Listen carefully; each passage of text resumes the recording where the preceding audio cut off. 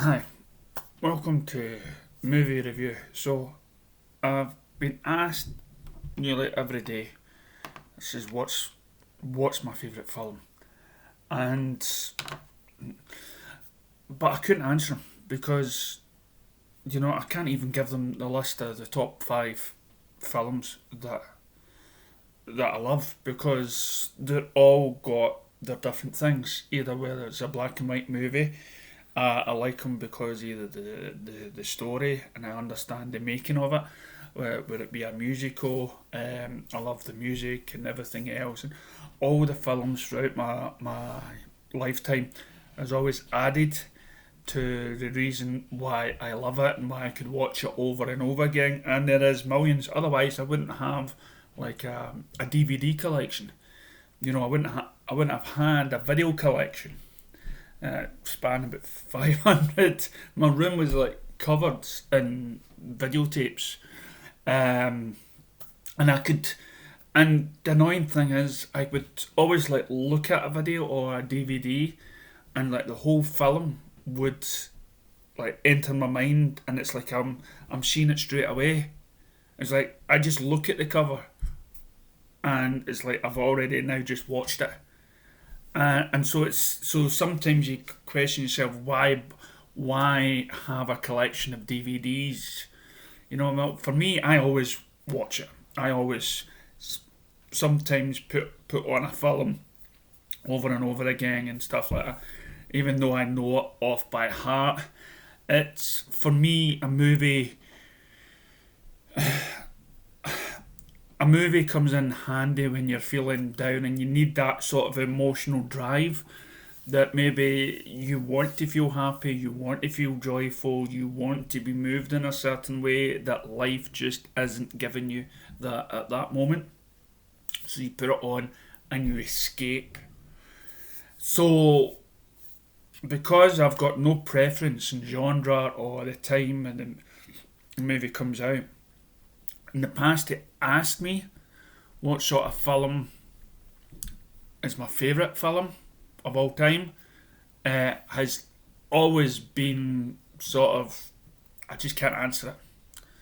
You know, I could I could list you 100 movies or so, endless list of why, and I would always like back it up and say, but it's not exactly in the order of what I like the most. It is impossible for me. So I thought after the last few days, I thought to myself, well, I'm making a movie review channel, so just for myself, really, get my thoughts out there. So I said, I've got to think of a film to put it really at number one and stick to it. And stick to it.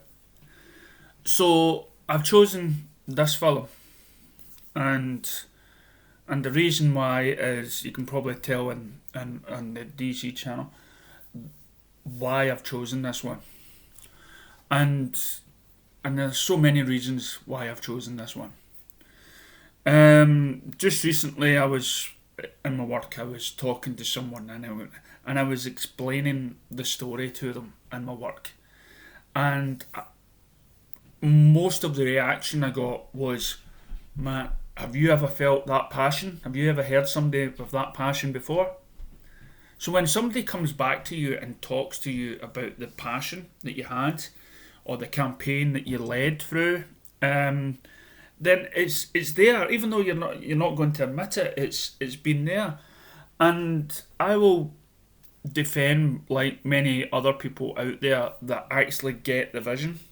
Now there are films out there called cult movies, and for me, cult means first of all it's not for everyone.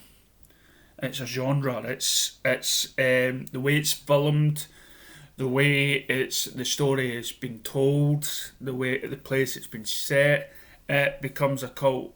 You know, groups love it and they'll constantly talk about it and everything else. And that to me is what BVS Ultimate Edition is, and I will always say the Ultimate Edition because that is the final edition. And for me, waiting for most of my since childhood, went for my two favourite heroes to be on the screen again. This film ignited something in me. It gave me something. I might sound corny, but to live for, to wait for, to long for, to see it in action. Because we live in a society where people don't tend to see the, films.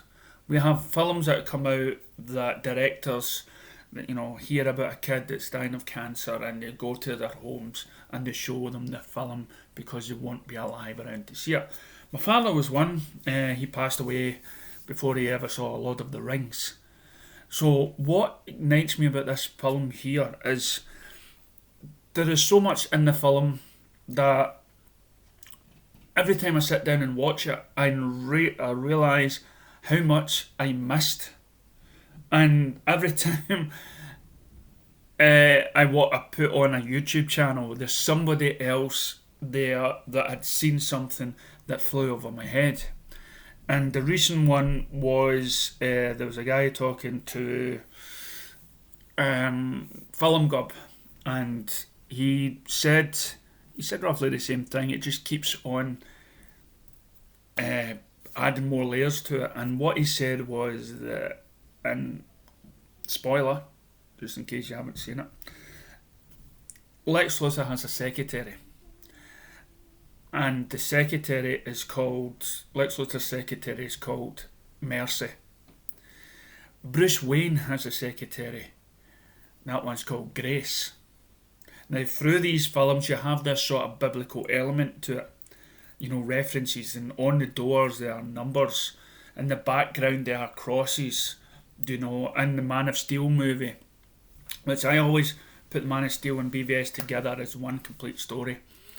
This is BVS is Superman 2, really. And Lex Luthor kills Grace. No, sorry, kills Mercy. Well, Bruce Wayne's secretary is called Grace. So it's little things like that.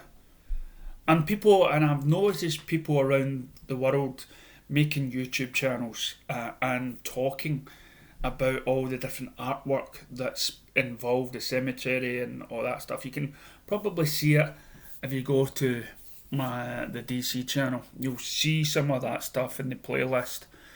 And not a lot of people got that. Not a lot of people saw what I saw. And for a film that was damaged through to the studio by interfering and saying, we want to just make money off of these two characters by shortening the film, by leaving out most of the key elements. And today it's still talked about years after the movie's release. They're still debating whether it was good or bad or whatnot. People who've seen the theatrical cut and then seen the Ultimate Edition have has changed their mind ultimately, which has then led to a great movement around the world called the Snyder Cut, which I was involved with for so many years, and we got it. That, and I'll probably be talking more on a different channel about it, but for the film that inspired people from all nations around the world to come together and and to fight for this director's vision, and to complete the story which started with these guys. That to me is, I've never seen anything like it before. Richard Donner once done the Superman 1 and 2, then waited later on. There's now debates when you got the Richard Donner cut. There are now debates now going through online. What is this, a good thing or a bad thing that studios are listening to the fans? And I, for one, I don't get that argument, because what we have is we have people that buy cinema tickets. We have people, they're called consumers. You have people that are fans of the characters, and what happens now is when they go to see a movie, they expect, especially if it's a sequel to what had gone before, they expect answered, questions answered. When you watch Games of Thrones on the TV series, right, in the first few series, which the writer was involved in, you expected that same sort of ingredients to follow from start to end. But then when you get to the middle, you suddenly realise, wait a minute, there's something wrong here. We're not being given the ending that we deserve, which was something that was thought out for, that was carefully planned, and not just made through just to get money and finish up and move to another project. With this film, we had a director that had a passion for these characters, so much so the passion ignited fans. And not only that, the director stayed in contact with people. And this director was so badly treated through the process, and it took the consumer, it took the people that were willing to buy tickets for it, to save the film he had so longed to release to the world. We gave him the power to go to a studio and demand money to actually tell the story he originally wanted to tell before it was crunched down into what is known as the Snyder Cut. It had ignited so much power behind him, the fans, the people, the consumers, that not only did we release the so-called Snyder Cut, which was basically the director's cut version thanks to the studio, but now we've given him the power to expand and to make the film he wanted to be the true sequel to this film. So that, and above many other reasons, this is why this to me is the most important movie and influential movie that has brought countries and people together, and has been talked about for the last few years. And that is why now I consider this to be the best movie. Thank you.